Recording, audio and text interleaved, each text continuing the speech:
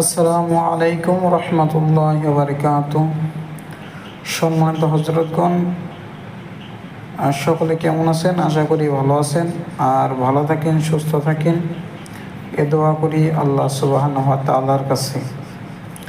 তো প্রতিদিনের মতো আজকে আবার একটা নতুন ভিডিও বা নতুন একটা বিষয় নিয়ে আপনাদের সামনে হাজির হইলাম।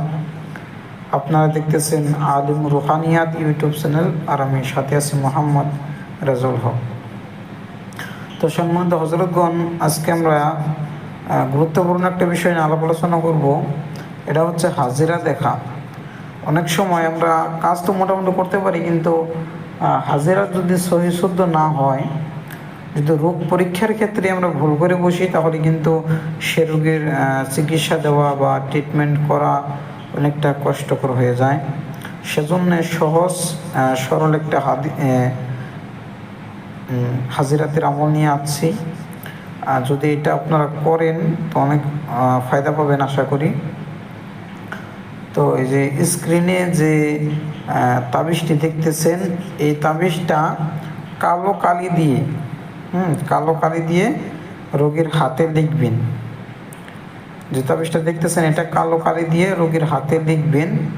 লিখার পরে রোগীকে বলবেন যে আপনি এইটার দিকে মনোযোগ দিয়ে তাকায় থাকেন। তো রোগী যখন ওইটার দিকে তাকিয়ে থাকবে, তো দেখবেন যে 2-3 মিনিটের পরে রোগীকে বলবেন যে দেখবেন যে এই কালো কালির আখরগুলো চেঞ্জ হয় কিনা, মানে অন্য কোনো রঙের হয়ে যায় কিনা।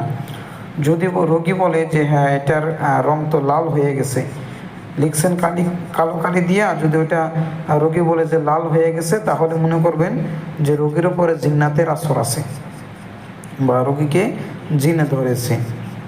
হ্যাঁ, আর যদি রোগী অন্য কোনো কালির কথা বলে, তাহলে সে জাদু হবে। আর যদি বলে যে না, কালোই আছে, তাহলে মনে করবেন যে এটা শারীরিক রোগ, তাহলে ডাক্তার বা অন্য কোনো তদবির দিতে হবে।